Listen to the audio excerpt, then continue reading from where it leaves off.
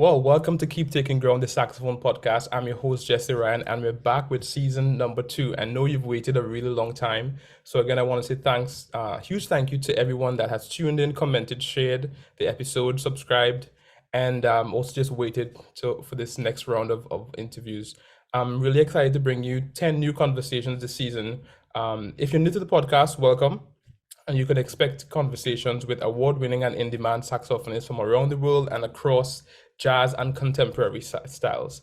Well, with no further ado, today's guest is a native New Yorker that has established himself as one of the most in-demand players on the New York City music scene.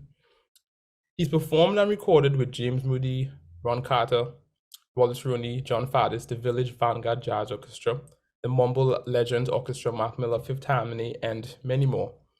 He was one of the 2013 Thelonious Monk Saxophone Competition semi-finalists, and he has been featured on multiple Grammy-nominated recordings, including the recent 2021 Grammy-winning Meta Night Revenge with the 8-bit big band. I remember watching the Thelonious Monk competition in 2018. That's when I just moved to Toronto. So that's how I was actually introduced to our guest today. As a graduate from both Manhattan School of Music and SUNY Purchase, he has taught private lessons at the New School, masterclasses at SUNY Purchase, New York Youth Symphony, among many more. And he's released 2 albums. The First Things First on the Outside In music label, and the Sam Dillon Andrew Gould Quartet, It Takes One to Know One, which was released on the Stellar Live label just this past August. He's also an endorsing artist with Con Selma, the Dario Reeds, KB Sax, and Silverstein Ligatures. With no further ado, I want to welcome my man, Andrew Gould. How are you doing, man? Yo, what's going on? Thank you for Man, it's kind of surreal to be chatting with you right now. I've been following you like since the Monk competition when I just moved to Toronto. I remember sitting in my room watching it, and like it's such an exciting year. There's so many great players in that year. So yeah, man, how have you been? I've been good. I've been good, just busy, trying to keep up with everything, now that, we're getting out of the summer and getting into the fall and Yeah, at least feel like they're ramping up, now that we're officially in like the sort of post-pandemic, I guess yeah, it's not pandemic technically, but yeah, time. So, just a combination of lots of life stuff and gigs all coming back and everything, yeah. but it's all great. It's all great. So Has this summer been busy for you?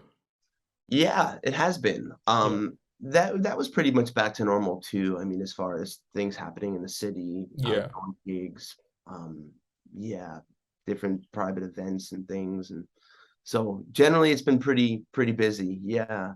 That's good, man. That's good. No, I have to mention that you've been a huge sort of inspiration to myself. I mean, many saxophones of that of my generation, but definitely to me, man, like there's one tune on my record called Seeds that definitely was inspired by I think your tune is in Mambo Jumbo. Oh, Mumbo Jumbo. Yeah, Yeah, yeah. man. Thank Yeah. you. I'm honored that you feel Yeah, that way. man. Yeah. Yeah, man. Absolutely, man. So let's start right at the beginning, man. Um, how did you get a saxophone in your hand, and like, how did you begin playing saxophone? Yeah, so I was born in on Long Island, and I grew up primarily in a town called East Meadow, and Okay. really like the one thing that it was a public music school program there, and so really the one thing that school district had going for it at the time was they had a really awesome music program, and right from Mm, when the kids started up to elementary school, like they tried to get every kid enrolled in music that wanted to, yeah. and all through like all of elementary school, middle school, high school, there were great teachers at every year, and there were people that were actually working and playing music and going to the city and subbing on Broadway and doing lots of like real stuff, and so Yeah. they had a lot of real information to tell their kids about, Hmm. hey, this is what you can, this is an option of something that you could do with your life if you want to, Yeah. and this is kind of how that would go. So I started on the cello actually Oh when I was wow. in fourth grade. Yeah, and I liked music, but I didn't really take to the instrument so much. It, Mm. you know, the rental was kind of just like this really old, like kind of smelly giant piece of wood that, you know, when you're a fourth grader, the cello is a pretty huge. It's still pretty big, like Yeah, as an adult, yeah. but for a fourth grader, it's massive, you know. And so just like this massive, like smelly old piece of wood, I really didn't, you know, attract me so much. So I was able, thankfully, to switch to the saxophone in fifth grade. Okay. And I remember I was like the last chair because I started a year late, right? And I was in like the first band rehearsal, and the band director got really angry with the kid that was sitting in first chair. So I think just to kind of spite that kid, he was like, you know what? Swap places with Andrew. Andrew, come up from last chair. You sit where that kid is, and now you sit where he was. So like, I was just like, oh my God. But I think it was like something about that scenario that made me feel like, okay, I need to step up to the plate, right? Right. And yeah, it just that feeling coupled with the fact that I had just like really, really great teachers, and there were a lot of other driven students, and Long Island just had like a lot of really great opportunities, you know. Mhm. Um, so That's what a story, man. Wow. yeah, so I guess that's kind of like that's how I got started with it. Yeah, And I've had a lot of great teachers, you know, even in middle school and high school, people that yeah.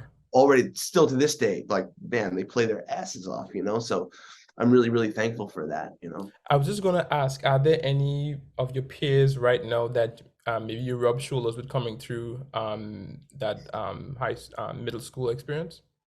Not middle school. Okay, High school though, like you know that you mentioned the album that I have out with Sam. Like right. I was one of the guys. He's also from Long Island and came up with Ah, another, you know, another good music program. And so we met when we were in high school. okay. Yeah. So, but he's like kind of my oldest friend, and he's really like the only person that I could say that like I still really play with. Maybe there's a couple of other players in the scene that I sometimes see, but they're not like full-time Yeah, jazz. yeah, yeah. Like so I just see them randomly on some other gig, you know, but I just don't know Yeah, what. yeah. Yeah. That's cool, man. Yeah, it's always beautiful hearing the journeys of saxophone players and musicians in general, because I find it's never a straight line. There's always twists and turns and different things that happen along the way that kind of shape your path. That Mhm. being said, you know, the title of this podcast is Keep Taking Ground. So let's take a moment and talk about um what have you been in pursuit of? Like what has been sort of your ground that you've been pursuing, um, conceptually, creatively, artistically? You know, what are some of the things that you've been working on and going after? Yeah, yeah. So I mean, I guess you know when I graduated school and I hit the scene or whatever you want to say, you Mm-hmm. know, when I started, you know, playing professionally and doing the things that you know I want to be doing, you know, well, I guess first I wasn't right. I just wanted to start meeting people and playing gigs. So a big part of it, like I never really was so picky and specific about the type of music that I wanted to play. I just loved playing music and I loved playing the saxophone, and I just wanted to be like one of the cats. Like I just like wanted to be playing music on a high level with people and like enjoying it and somehow staying alive in the process, you know. Right. That was my minimum, you know, like I'm not picky, like it could be any style of music. I feel like there's something to be taken away from any style of music, you know, especially when you really get into it and you really check it Mm-hmm. out and you play it on a hopefully high level with people that also take it seriously, you know. So kind of as long as that's happening, like I'm generally happy. But when it comes to me doing like my original music, you know, I mean, I can tell you a little bit about like where I'm at now, like as far. So I did like my first album. Yep. That was really I wanted that to just sort of be like a semblance of the different styles that I like and the things that I was doing in Yeah. city and sort of set that as far as like, okay, here's a lot of the stuff that I like. Here's my meat and potatoes, you know. Yeah. There's this other album that just came out with Sam and I is really that's just me and him just going off having fun, just two Yeah. friends Yeah. playing, you know. And we wrote some original music, some contrafacts, and we're just having fun. But you know, like now, like I've always been really so I guess when I moved to New York, I started falling in with a lot of like hip hop and groove, like jam sessions and meeting musicians in that world, and that always seemed to me like that was a separate thing. And then there was Mm. jazz that I actually did, you know, Yeah. and I guess those two worlds sort of started merging more, and all the Mm-hmm. people that I met from one world started meeting all the people in the jazz world, and over time, you know, like there's all these little scenes and bubbles in New York City and people that know each other from this college that moved there together. And over time, it all just sort of congeals. Now everybody knows everybody, you know. But yeah, I've always really kind of had a passion for playing more funk and groove related music. Yeah. So yeah, that's something that I'm kind of now working on, is like putting together some music for another album, doing that stuff, you know. Oh, amazing. But yeah, Amazing. I mean, you know, like I said, I like I like everything. I love straight ahead. I love, Yeah. you know, big band playing. I love everything in the middle, you know. So Yeah. So let's take a step back from um before you moved to New York. Um,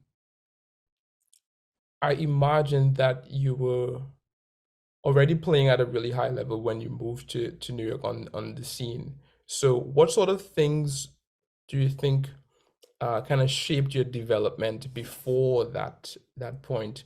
What are some of the things that you valued as a player, and maybe some of your mentors kind of helped you value when you like through high school and through college? yeah, well, I think the first thing is just generally having a positive attitude, not Mm, expecting that things are going to go from 0 to 60 for you in one day. You know, that mm, there's a lot of work and a lot of patience that has to happen, you know, in order for you to, you know, acquire what you want. You know, I usually tell a lot of my students, like, you know, because everyone is always looking for the shortcut. Like, how can yeah. I process this information? How can I get all these cool substitutions to start coming out in my improvisation? Whatever it is, you know, it's like the fastest way is just to work hard on it right away. As soon as you accept the reality that you need to work hard on something, that is going to be the fastest route in order to improving, to getting, to reaching whatever your goal is, you know? That's good. So, yeah, I mean, I just generally feel insanely lucky that I've just had really great teachers, really great, you know, I mean, my parents too, you know, like, and friends, and just like I've generally been surrounded by positive people that all kind of instilled this view, you know. Whereas, you know, like, don't judge stuff in a negative way. Hmm. Don't be negative, stay positive, keep your head up, Hmm. work hard. Oh wow, I sound really awful on that clip. Well, great, I'm thankful for having the experience to realize that I sound like ass now, so now I know what to do to hopefully get better. You know, it's all a learning experience. You know, it's never Hmm. like, okay, I played this one solo, that's where I've arrived, and Mm, that's the final representation of who you are, what you've done. It's all a journey. Like, we never stop, you know. So mhm. yeah, I guess that's just such an important thing, you know. But I would say, like, when it comes to undergrad, like, one of the things that I really liked about SUNY Purchase, when I mean, I guess I was really close to the city, right? It's like only like 20 minutes away from the Right. city of a drive. So, you know, but it's still kind of like its own sort of bubble, because unless you have a car, unless you want to actually make the trek down to the city and deal with parking or whatever, Yeah, yeah. you're on your college campus, you know. And so that experience was really good, because, you know, the classes, at least at that point, were they were really inspiring, but it wasn't like I was bogged down with my homework all the time, you know, working on just my class stuff. So man, I played jam sessions like 2 times a night, you know. I Two I times a night. in addition to practicing like every spare minute I could get, like in Right, between right, right. classes, in the morning before classes, after Mhm. classes were over, you know, and there was a large contingent of people there that were in my same mind frame, where I'm just going to practice. I'm using this opportunity to get as good as I can, because when I graduate, I don't know what the hell's going to happen. So, Right. you know, I want to be able to hit the ground running as well as I can, you know. Yeah. Yeah, like, you know, and Sam was one of those people. There were several drummer friends, bass player friends, like, and we'd play duo. Like, I would just see if like my drummer friend was in his practice room, and yo, it's I know I'm here shedding. Are you gonna be around at midnight? Like, can I come up to your spot? We please play duo, and then we Yeah. play duo for like another 2 hours, you know. And usually at 2 a.m. the security guards would come around and make sure all the doors were closed. That was like the official time when you had to get Yeah, out of yeah, yeah, school. yeah. And sometimes at like 1:50, we would just say, all right, let's just be quiet for like 20 minutes, let them do their rounds, let them pass over, and then we just keep playing. And we stay there till like 3, 4 in the morning and just play, you know, because we Wow. didn't have anything else to do. We didn't have to, you know, if we get to class a little tired the next day, it was worth it. I mean, we were playing music all Mhm, night long, you mhm. know. Yeah. So man, that's just such an important thing also, right? That like, you can talk about music all day, but you have to apply. You have Yeah, to make it with real people. You have to do the actual thing, right? Like yeah, you could yeah. be the strongest football player on the team. You could bench the most weight. And maybe that helps in some ways, but Yeah, unless you actually do the thing that you're trying to do, then yeah. like, you're never going to be the best football player. You're never going to be the best musician or whatever it is. Good, kind of a corny analogy, but No, man, it's a really good one. Really, really good one. Yeah, man. so yeah, I mean, I guess that's the other thing is that I'm very happy that I was able to have the time to sort of figure my shit out, Yeah. over that period, and then also be guided by some amazing teachers who were telling me the right stuff and just like getting to just put it in the oven and let it bake for a while when I was in school, Yeah, yeah. that can certainly continue to happen when I graduated. It's not like I had arrived when I graduated either. I had Mm-hmm, mm-hmm. so much to learn still, but you continue to evolve and develop, when you're out playing and you meet Yeah. people and you get exposed to new kinds of music and all that stuff. That's amazing. Thanks so much for sharing that, man. There's a couple of things that stood out. Um, well, before I say that, did you take some lessons at some point with John Gordon? Yeah, so I did. He's one of my all-time idols. I think Same here. I've told you this before. Yes. Oh my God. But when I was in Purchase, I was studying primarily with Steve Wilson on alto Mm-hmm. saxophone, another one of my idols for Yes. sure.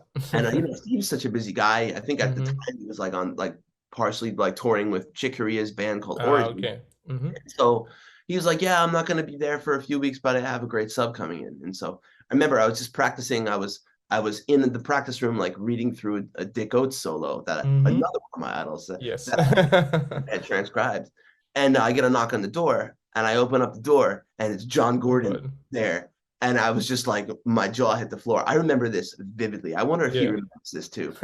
But I was like, "Oh my God, you're John Gordon. I'm such a huge fan. Yeah. What are you doing here?" He's like, "Oh, I'm subbing for Steve's lessons." And I was just like, "Yes, yeah." So, Steve missed a bunch when I was there, and I Mm-hmm. just got to hang with John. So I studied. I guess I technically didn't like officially study with John, but I had many, many lessons with him, and Right, right, right. they were amazing. Yeah, I mean, I mentioned that because some of what you're sharing, I've heard John echo in that having the positive attitude. I remember, so I studied a bit with him last year, and I'm actually about to restart lessons with him just tomorrow, actually, just online. Um, One of the things he really helped me do was to get out of my own head Hmm. and to focus on the process more than the outcomes. And so one of the things he said is that you have to take the pressure off yourself of being a genius. Like Hmm. there are very, very few geniuses out here, and it kind of goes back to what you're saying about the quicker you realize that the fastest way to progress is accepting that it's going to take hard work and just immediately jumping and doing that. So he really helped me to get out of my own head. And one of the reasons why I feel like if I need to kind of go back from him, and he's kind of been my sensei over the last 2 years, and with my with the birth of my son and just crazy scheduling and just having that guidance again is from him is great. And so I'm just hearing some of that being echoed, and I think there's so many musicians that kind of struggle with that too, just like trying to sound great all the time or be great. Um, and he just kind of helped me to focus on like playing with good time, playing with good sound, Hmm. um, play simply with those two elements. Just like have a really good foundation, and then you can always build upon that. Is that something that resonates with you as well? Very, very, very much so. Absolutely. Yeah. I remember him saying similar things to me too when I was, I mean, I still am, but when I was trying to work out things with him at Purchase. Mm-hmm, Um, mm-hmm, yeah, he was great. He instilled so many awesome ideas in my head. mm-hmm.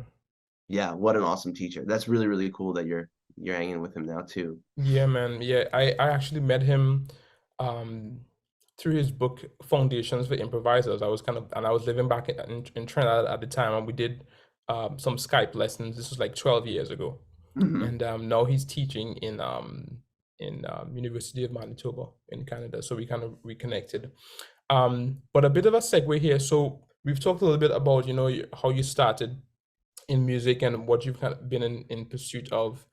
Um, I'd like to shift a little bit and talk about your work as a lead alto player in big bands, and also just sort of your improvisational concepts and how you've developed that over time. Hmm. One of the things that I hear, and many people would probably second this, is like there's a really strong sense of the tradition in your playing, um, but a really unique virtuosity that you've developed, that I really love, and I would just kind of like to hear you talk about that, as well as your work with the 8-bit band and Vanguard Orchestra, and just playing lead alto, because that's a thing of its own too. Yeah, sure, sure. Well, thank you, first of all. I guess, when it comes to the lead alto thing, like that, I guess it started just because, when I was in school, right? One of the things that they can teach you that's a tangible musical topic is how to read music well. So I remember there was even like a big band full of all like the music teachers, like they formed a big band. It Mm. still exists, they still play, they still sound great, called the Leon Petruzzi Jazz Orchestra. And when Oh. I was in high school, they would always just say, Andrew, come down, bring your horn, hang out, and so like my teachers, both my high school band teacher and then my private teacher were the two alto players in that band, right? So I would go and they would like let me sub it, like, or sit in and sub in and hang out. And so I got a lot of experience like really early. That was like some of my first early um professional experience, was just like sitting in a big band, Oh. and reading music. So that was something that I felt strong with doing, and I had some experience with. So even when I got to college and everything, I was auditioned for the big band. I always tried to be involved in that side of things. It was like, if there's another musical opportunity that this place is offering, I want to be a part of it. So yeah, I had a lot of experience doing that when I graduated school, and when I graduated Manhattan School of Music. I already knew a bunch of people around town that were doing big band stuff because of this. And so those are some of the first calls I started getting. And I didn't really separate, oh, this is a big band gig, this is a small group, this is just someone's calling me to play music. So I want to do the best job I can. And Mm-hmm. checked out a lot of the stuff. You have to immerse yourself in, okay, this is how people played this style of music, or all the different styles that are involved in this type of music. Yeah. So I listened to a lot of that stuff, and I would listen to Ellington and Basie and Thad Jones and Tito Puente and Machito Orchestra, everything, like the list could go on, Yeah. and just really get the sounds in my head, so that way I can hopefully get closer to doing them in person when I'm playing. Mm-hmm. So yeah, I think I just kind of fell into doing a lot of that stuff, and that's what the scene is word of mouth. So someone says, hey, I need an alto player that can play big band stuff, and as long as you don't mess up too bad, people you spend enough years and your name circulates, you meet more people. Mm-hmm. And yeah, it just sort of became this thing that like I do now. But wasn't even really like a conscious decision that, hey, I want to be like a lead alto player, or I want to Right. Okay. be a big band guy. Like, it's just, I like that style of music, and Mm-hmm. people call me, I want to do it as well as I can, just like Yeah. anything else. So yeah, but I do really enjoy the idea of like reading and blending and playing in tune and fulfilling like a small part that leads to the bigger overall thing. There's Yeah. a lot of really fun things about that, and then certainly getting to meet all these other, when there's a big band, there's that many more musicians, so there, I get to hang out with four other saxophone players and, Yeah. Yeah. and Yeah. nerd out for a couple hours. So yeah, I'm Yeah. down. I would like to talk to you about um maybe some of the different experiences you had in different big bands, and how playing with the Vanguard Orchestra is different, like with the 8-bit band. Hmm. Um but before we do that, In terms of the sound conception, or maybe like articulation conception, uh, energy conception, um, what's what's different for you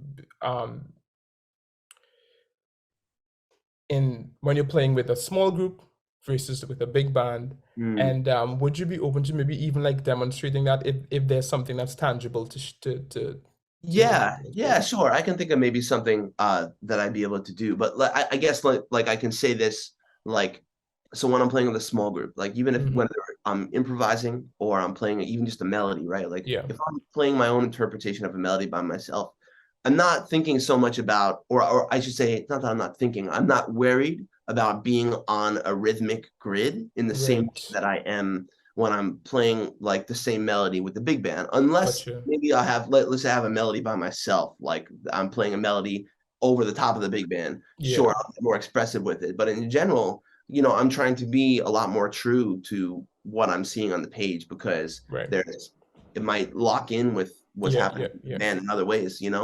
I might be inflecting in certain ways that are a little bit more specific to the style that the Right, right. artist in. Whereas where I'm playing a melody by myself, yeah, it could go in a lot of other ways, just Yeah. depending on what I'm feeling and what I'm hearing in the moment and what the band Mm-hmm, is, mm-hmm. you know. So yeah, I don't know. Like if I was to play like a melody, um, I should also say that like when I'm playing in a big band, I'm listening for whether I'm in unison with anyone else, whether that's harmony or like harmonic unison, like I'm playing the same note as someone else, or Mm-hmm. just rhythmic unison, whereas I'm just Right. the same rhythm as someone else, but we have Yeah. different notes.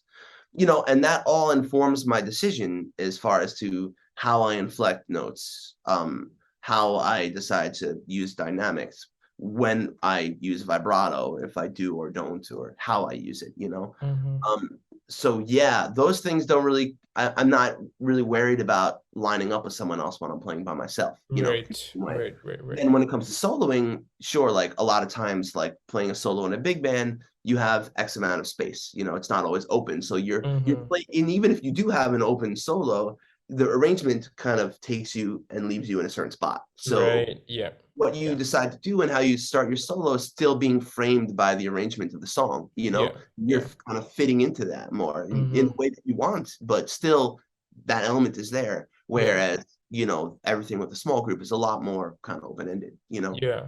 So Yeah. yeah, I don't know, like if I'm gonna play the melody to like Days of Wine and Roses by myself, right? Like I might get a lot more loose with it. I don't know, like the one version of this tune, well, there's many versions, but like Joe Henderson with Wynton Kelly trio Yeah. Yeah. version, Yeah. like where he's just like, like that's something I might not do if I'm playing it the big band, or I might. It just depends on what's happening, right? But so if I'm Yeah. gonna play melody by myself, there's gonna be a lot more things that I'm free with.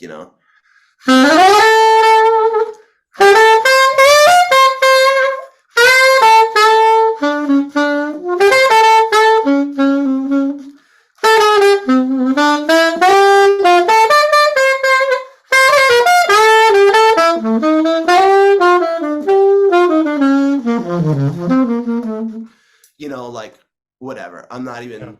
I'm just saying, like I wouldn't play that way if I'm playing with a big band. Whereas Right. Right. playing a lot more rhythmically on the grid, a lot Mm-hmm. less. I'm listening. I guess like when you hold out a note in a big band, usually 99% of the time, something else is happening, right? Right. Something Right. like that they're taking into account that your phrase ended.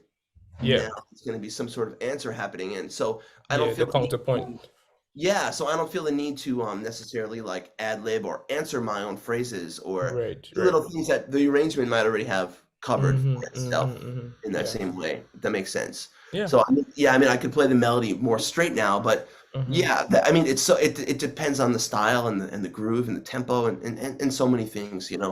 Yeah. Cool. But All right. definitely things I think about, like how I guess I fit into the bigger picture. Yeah, yeah. I think what I'm hearing, you said that there's more of it's more on the conceptual side, how you think about approaching the music, but it's all still music. You're still trying to play what the music is asking. Yeah. Exactly. Yeah. And what Yeah. function, what, you know, if I'm not playing the melody, right? Like what function does my part serve right now? Yeah.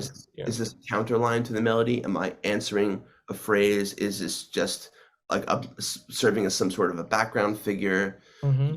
Is there another main voice happening? What instrument is playing that? Right. Is Right. it like a flugelhorn playing a mezzo piano? Well, I need to take that Mm, into account and, adjust accordingly, yeah.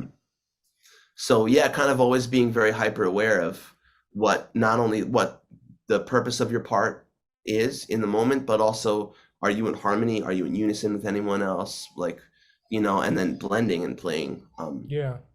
Huh. yeah, appropriately. As you were playing, I thought about the setup and equipment.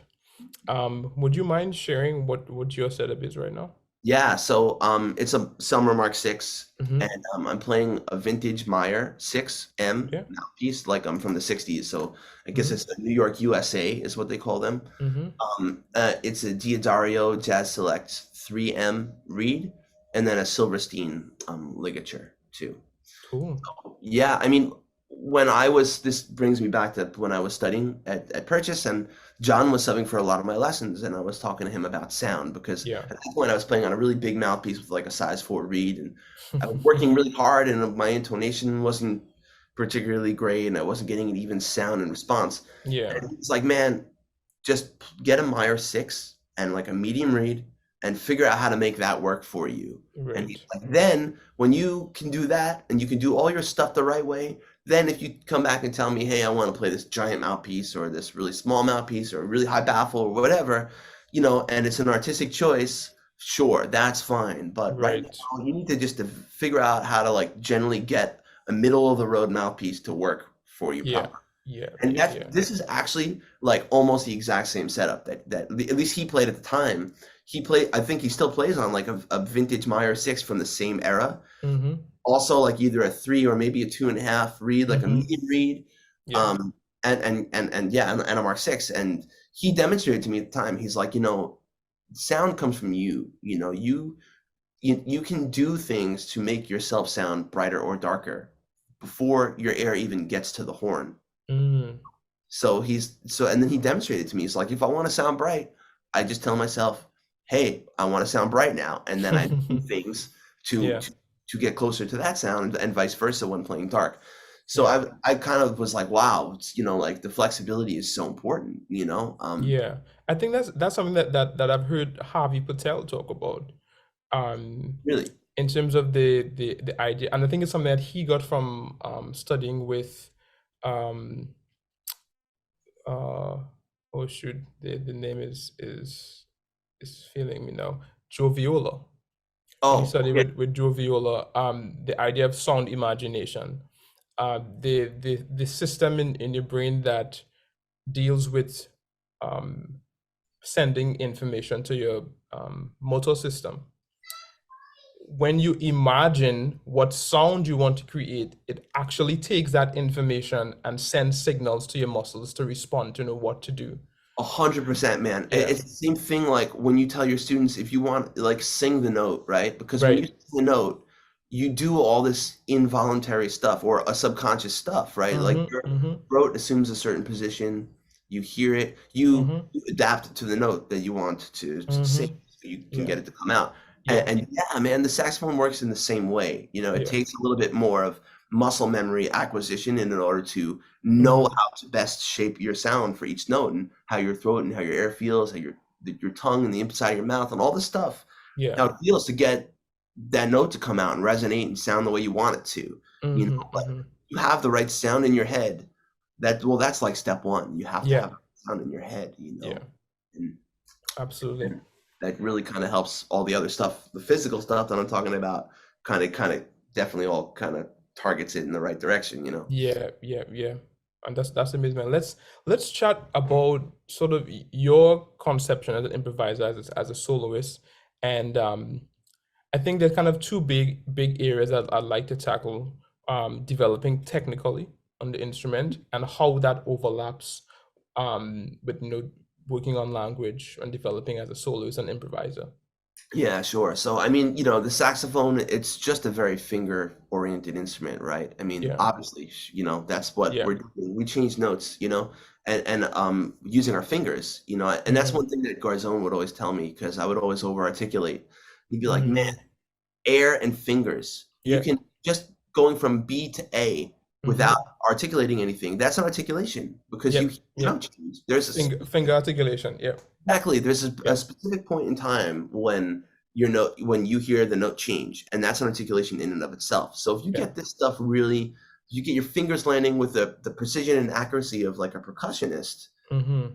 drummer, that really helps you in so many ways. It helps because it helps your time be in the pocket. Mm-hmm. It it yeah, it helps so that way you don't have to over articulate, right? If this is all landing evenly, you can line up much lighter articulation and it all Yeah. sounds like it's falling into place without having to Yeah.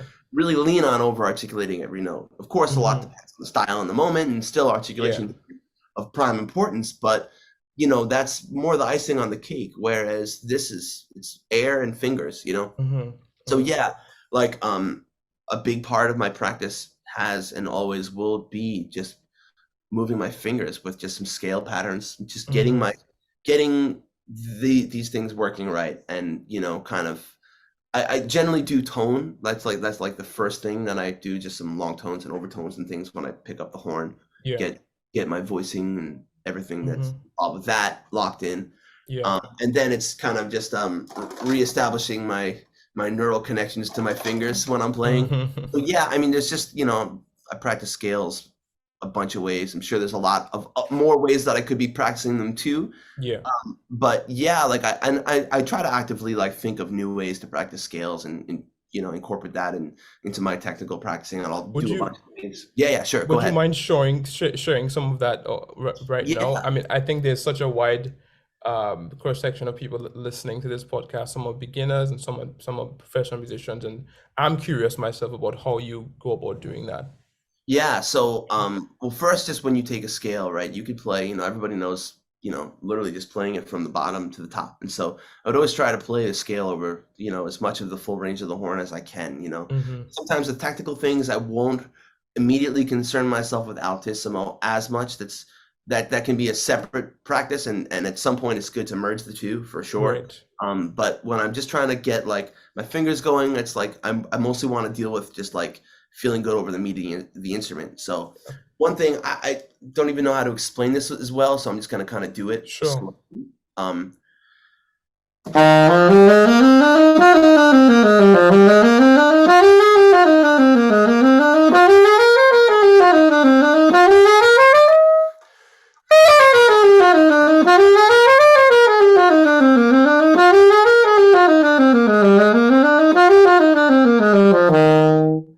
So I'm really, when I'm doing that, I'm starting on the root and going up to the ninth, coming Yep. down the ninth, going up to the 11th, Yep. coming down to the 11th, going up to the 13th, Mm-hmm. coming down to the 13th, and then landing on the root again. And then Mm-hmm. doing the same thing in reverse on the way down, where I start on the root and I come down to what would then be the 7th on the way down, back up to the 7th, down to the 5th, up to the 5th, down to the 3rd, Third. Yeah. up to the 3rd, back to the root again.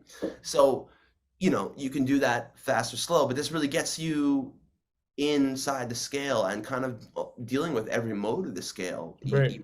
too, right? Because you wind up playing off of every single note, the Yeah. scale. So you wind up doing Dorian and Phrygian and Lydian, Mixolydian, Aeolian, Locrian this way. And you can do that all 12 keys, major, melodic, and harmonic minor. Right. Also harmonic major too, if you want. Yeah. Yeah. So that's just one of the things that I would do with the metronome, all 12 keys, all different scale qualities every day, just to start. But Right. then you can also do diatonic triads and Mhm. seventh chords off of Mhm. the start of each note too, which I'm sure you're familiar with. Yeah, And yeah. you do those in 4 different ways, right? You can do them right, just all ascending, right? So I'm Mhm. starting on the root of every single chord and playing it Yeah. upwards. You can also do ascending, descending. Descending. Yeah. Right? And then descending, ascending, or the first one is descending and the second one is ascending, Descending. Yeah. and then all descending too, where you're coming down off of each step. So that's all stuff you can do those in all four ways. Mm-hmm. You can do intervals that way too, in thirds, fourths, fifths, sixth, sevenths, in again major, melodic minor, harmonic minor, and Yeah. harmonic major. Yeah. You know, so yeah, there's that, even just that, that's a lot of stuff. That's like hundreds and hundreds, thousands of notes in all different ways. And Yeah. not Yeah. only are you getting your fingers going, but you're getting the sound of all these different intervals and scales in your ear and modes, Right. everything. Like you're really, I would do that stuff for years before I even realized how I could apply half the shit that I was playing. Right. But when I finally realized, oh, so on a half diminished chord, I can play Locrian sharp too. And then I'm thinking about, well, how do I spell that scale? And then I realized what it is. I'm like, oh, wait, that's already here. I know this Right. already. I can Right. play Right. on this, Yeah. So yeah, like even though that the saxophone is finger oriented, when sometimes it takes your brain longer to catch up with how to apply the theory, um, Absolutely. but it will, and then things will really start to click. Yeah. Yeah. So Yeah. these Yeah. exercises, they serve so many purposes. Even if you just want to look at it from a technical standpoint, great. Getting your time together, getting your fingers together, getting these scales under your fingers. But then also, as you understand the application of it all, then you're just that much more free to improvise with this stuff, and use it in a musical way later on. Yeah. I mean, pretty much you're just working on, like the common knowledge, foundational things, scales, intervals, It's also nothing crazy. scales. Yeah. Yeah. But I think when you start to, again, right, when you start to understand the theoretical ways that you can apply this stuff, Mm-hmm. then you can just switch gears and all of a sudden you can play this complex stuff because you can play substitutions and you can superimpose chords and Yeah. there's a lot of things that you can morph this stuff into. Yeah. But even though it feels very kind of fundamental and harmonically straightforward, um, you can turn this and twist it into a million things, Yeah. but Yeah. you start with a really strong foundation of doing those things in time, cleanly and clearly, and like you're gonna be golden. And so that's still like if I have half hour to play my horn on a day, it's gonna be long tones and some of that stuff still.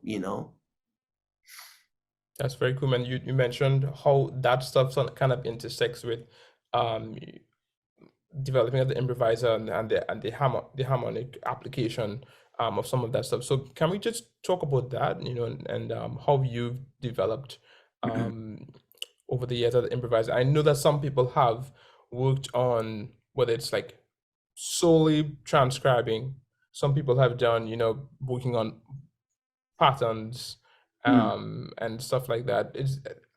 There's so many different approaches so I'm just curious what you have done and what combination of things you've done, and if you could even maybe demonstrate how you've worked on that stuff. Yeah, sure. So I think, I definitely did my fair share of like patterns or like learning a lick and doing it in all 12 keys, and still something that I do, when I hear Hmm. something I like or something I want to work into my playing. And Yeah. but I never felt like I was as much of a pattern guy. Like I didn't go through a million patterns. I didn't try to play them all the time, or like superimpose them all the time in my soloing. I was into transcribing, and then I was just trying to absorb the language, and I would be much more into just lifting, like, well, transcribing full solos a lot, but then also lifting specific pieces from either those solos or just finding other little pieces of Hmm. lines that I liked and taking those and working them in 12 keys, understanding how I can apply them, how I can Hmm. Hmm. shift them and vary them. And so I like a lot of like my stuff I would write out.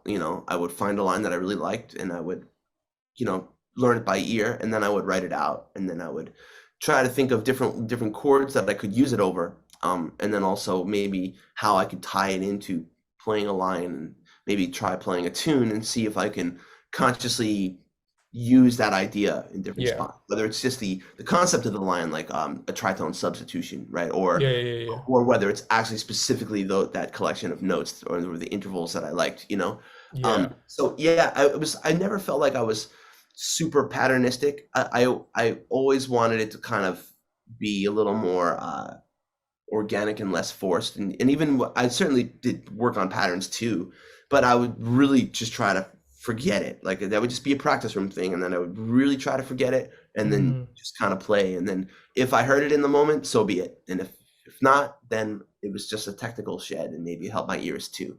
Yeah, yeah, yeah, yeah. Do you feel like if your years of, you know, going to so many jam sessions helped you to connect the technical with sort of like what you naturally hear?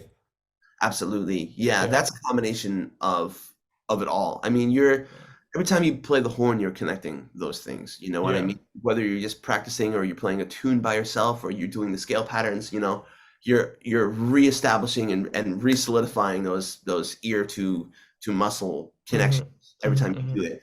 But yeah, like I was saying, like sure, I think the most important thing is that you actually do it with real people and play music with real people, and work it out and understand how to, make it all sound like it has a vibe and it means something. And that's not just a scale pattern. It's not just Yeah, a lick. Like it's meant for more than that. That's just like a little piece of the puzzle, and it's good to obsess over those things in the practice room, but I think to really kind of not when you play. And that's always been my view on it.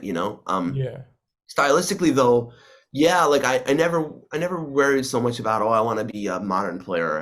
I want to be, I just wanted to, like, again, like I like it all. I like the modern stuff. I like the early stuff and everywhere in between and everything. So yeah, yeah, at that point I just tried to, I guess serve the music and play what I was hearing. I think we all have our own identity anyway when we play. We all have our own way of processing and hearing the information, absorbing it, and then regurgitating it. So I never felt like I was personally too concerned with like trying to put out my own voice of doing something. I just mm, I guess maybe I was just kind of hoping that that would take care of itself over time.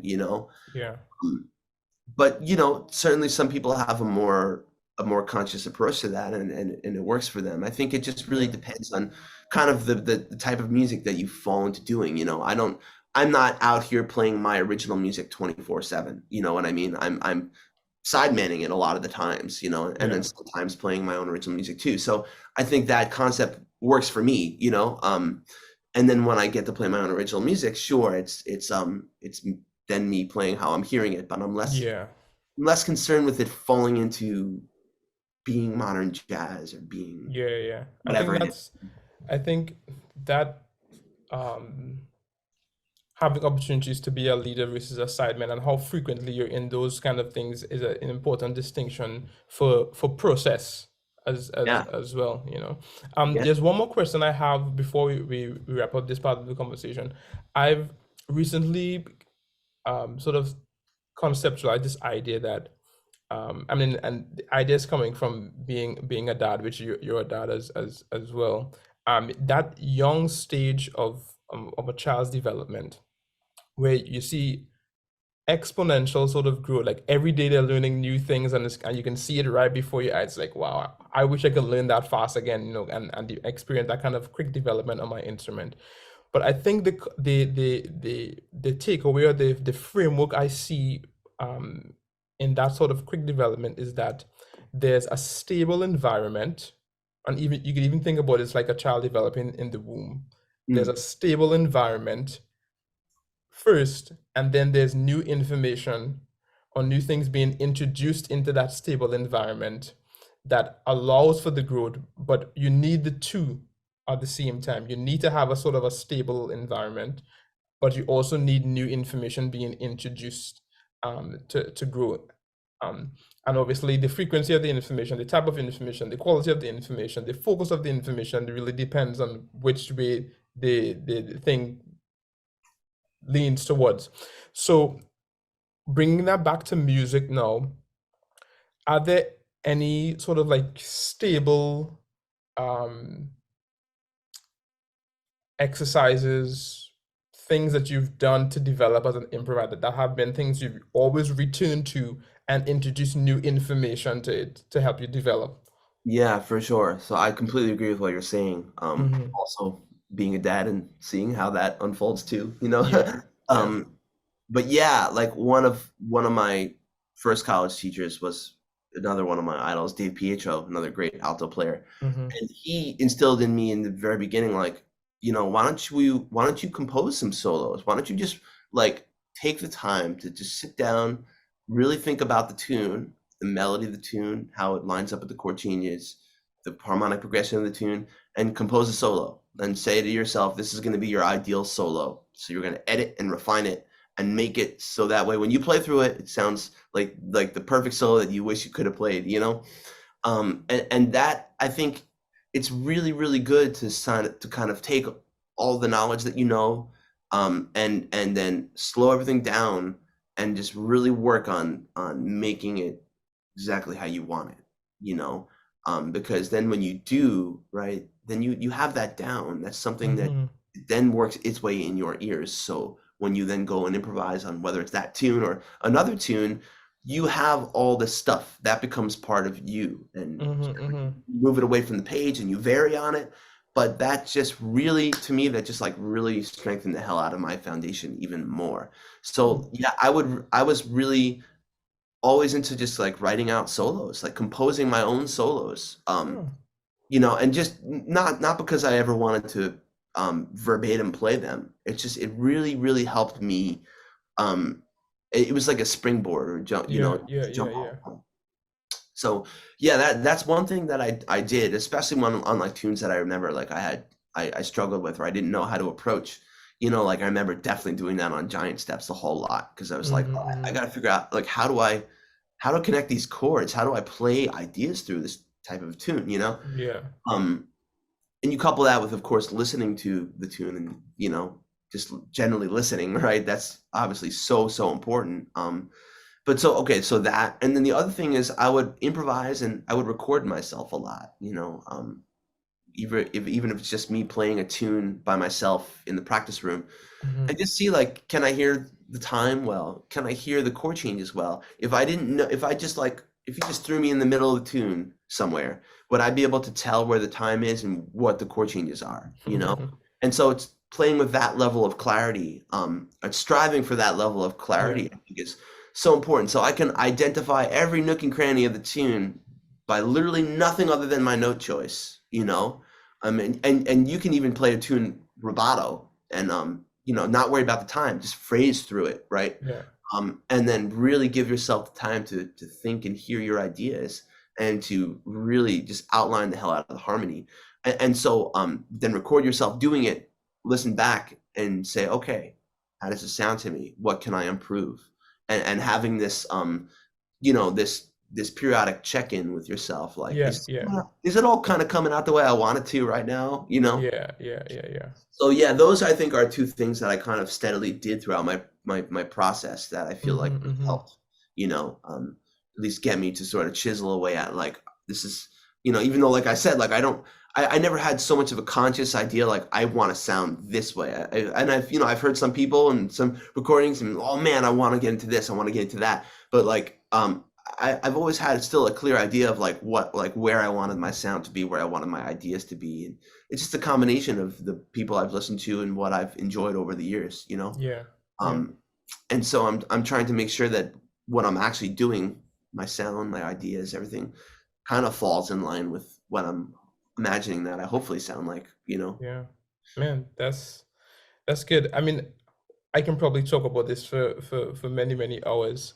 But thanks so much for your time. And I I want us to wrap up this conversation by doing a bit of a segment that I call 3, 2, 1. So I would like you to share 3 albums that have been instrumental for you, 2 saxophone players that have been instrumental, and then leave the audience with one piece of advice. Sure. Okay. So first 3 albums. Albums, yeah. Even that's a hard question. Jesus. Just 3? Okay. If I had to say the first one, it would probably be Cannibal Adderley Something Else. Ah, Just, I mean, still to this day, I mean, that album is just a piece of art. It's just exquisite. Every yeah, single note, yeah, everybody's sound. There isn't a single note or phrase or anything out of place on that whole album. It's just yeah, incredible. but specifically, that's one of the first albums I ever heard when I first started playing the saxophone, and I heard Cannonball Sound, and I was just like, Yeah. what? You know? So yeah, for me, that's still like the pinnacle of how the alto should sound. That album, really, Right. Cannonball in general, but specifically that album, Yeah, yeah. Okay, so that's one. Mm-hmm. Um, Another one that I think is for me, super influential is I mean, there's many of his albums, but my man here, John Coltrane, Newport '63. Yep, That yep, album yep. for me, just it's the live energy of it, and Mm-hmm. the emotion and the heart that he plays with, Yeah. in general. But that album, like, just to evoke that and get that to come out and to transfer that to your audience, and hopefully, if I could, my idea is if I can make the audience feel the way that I felt when I listened to that album, Mm-hmm. that's a pretty good goal to always reach for, Yeah, yeah, yeah. emotionally, man, like every single thing on that album just like hits me smack in the heart. Wow. Yeah. I can say the same thing for something else too. So yeah, number three, oof, man, that's tough because I could go in so many ways. I guess, hmm, I really, really like Joe Henderson, Page One. That's really Okay. far up on my list too. Kind of for all the reasons I mentioned about the other albums, and Yeah. I absolutely love Joe Henderson's compositions. I love how melodic and how grooving his tunes always are. The playing, the sound, the uh, Mm-hmm. the explorative harmonic way that he plays. Yeah. He doesn't really sound like anybody else. He's coming from all those other guys, but Joe Mm-hmm. Henderson's very different. Rhythmically, he's not on the grid. Harmonically, he's really kind of all over the place in the slickest of ways. So Mm-hmm. yeah, and those are my top guys, right? Cannonball, Train, and Joe. So Okay. got to pick Good an to album know. out of each of them. I could, Yeah, yeah, I yeah. could 10 more of each. It's hard. This is hard to just say. Yeah. But okay. So now the next question was to Two say players. two But players. you Okay. kind of already mentioned two. So I guess I kind of covered this one. Yeah, you covered that one. Yeah. I had to say, I had to say two, it would be Train and Cannonball, Right. though, Okay. just from an influence point. Yeah. You know, Joe Henderson is every bit as amazing, but his influence, I guess, doesn't hit me as it's in more nuanced ways about improvising. Mm-hmm. Whereas like Train, it's the emotion. Cannonball, also the emotion too, but the sound. So those things are, I just, for me, are the prime importance. That's what we're doing when we're playing music. We're evoking emotion. We're trying to elicit emotion. We're trying to appeal to people. So those guys, for me, hit me harder than anyone else. Yeah. Amazing. And leave us with one piece of advice. Yeah, wow. One piece of advice. Just the quicker you can accept the fact that you need to work hard on something, that's your shortcut. There is no shortcut. There's no pill you can swallow. It's just hard work and a positive attitude.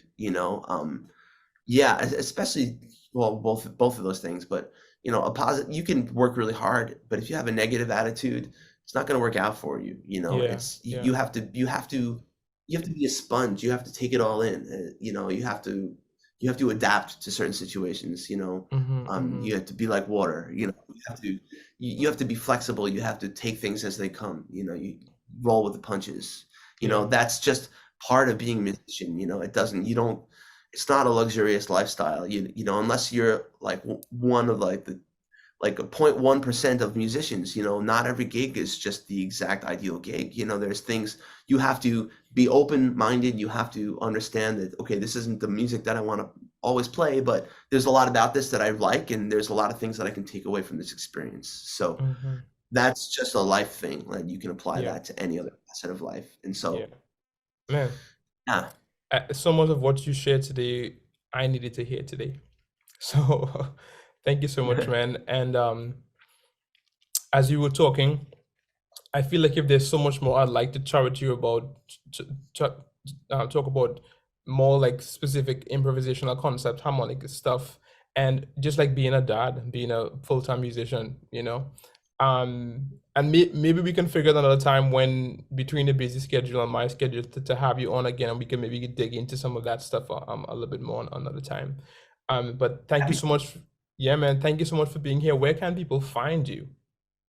Yeah, so I guess all the usual spots online. My Mm-hmm. website is andrewgouldmusic.com. Mm-hmm. I also am pretty active on Instagram, which is just Yeah. Andrew underscore my last name Gould. But yeah, if you search for me, just type my name into Google or YouTube or something. There's some new videos from the recording session, and Yeah, yeah, there's a yeah. bunch more stuff kind of coming out soon too. So yeah, Amazing. all the usual spots. Amazing. Well, Andrew, thanks again. And if you're listening, thanks so much for listening. And I hope this conversation helps you to keep taking ground in your personal, professional, and creative journeys. Until next time, peace out, guys. All right, man. Thank you.